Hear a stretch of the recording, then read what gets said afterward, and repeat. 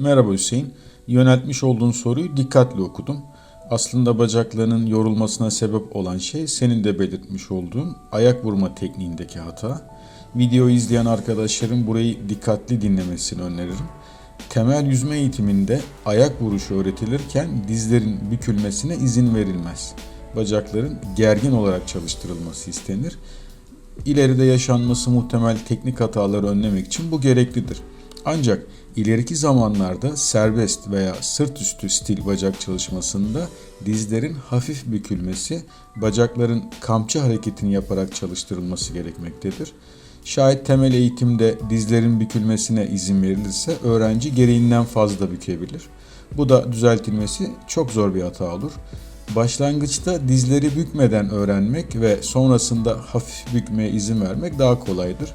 Ayak vurma tekniği ile ilgili düşüncelerimizi paylaştığımız videolarımız kanalın oynatma listesinde mevcut olduğu için burada daha fazla detaya girmeyeceğim. Senin bacakların temel eğitim döneminden kalma halen gergin olarak çalışmakta anladığım kadarıyla. Halbuki havuz boyunca yaklaşık 25 metre ayak çalışması yapabilecek seviyeye gelmiş olan biri artık temel eğitimi bitirmiş demektir. Bu sebeple dizlerini bükerek ayak vurma çalışmaları yapman gerekir.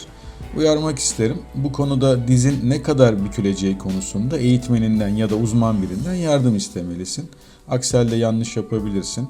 Halihazırda bacaklarını sürekli olarak gergin tutmaya çalıştığın için fazladan enerji harcamaktasın. Bu da hem bacaklarının yorulmasına hem de yeteri kadar randımanlı çalışmamasına sebep olmaktadır. Havuzun sonuna doğru yorulmanın ve ilerleyememenin sebebi de budur zaten. Peki ne yapabilirsin? Öncelikle biraz önce de belirttiğim gibi uzman gözetiminde ayak tekniğini güncelleyebilirsin. Sonrasında palet kullanabilirsin. Paleti tüm antrenman boyunca kullanmanı tavsiye etmem. Örneğin 1 saatlik bir çalışmanın son 30 dakikasında kullanabilirsin.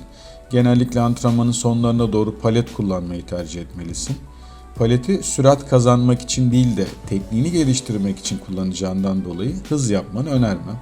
Genellikle yumuşak ayak vurmalısın. İleriki zamanlarda da antrenman boyunca palet kullandığın süreyi kısaltmalısın. Sonunda palet sayesinde hem tekniğin düzelmiş olacak hem bacakların kuvvetlenmiş olacak. Son olarak şunu söyleyebilirim. Palet ile ayak çalışması yaparken yüzme tahtası kullanabilirsin. Zaman ayırıp izlediğiniz için teşekkür ediyorum. Takipçilerden gelen isteklere göre videolar yapmaya gayret ediyoruz. Siz de yüzme konusundaki sorularınızın cevaplarını oynatma listesindeki videoların içerisinde veya yorumlarda bulabilirsiniz. Yayınlanacak olan videolardan haberdar olmak isterseniz de kanala abone olabilirsiniz. Unutmayalım, bilgi ve sevgi paylaşarak artarmış.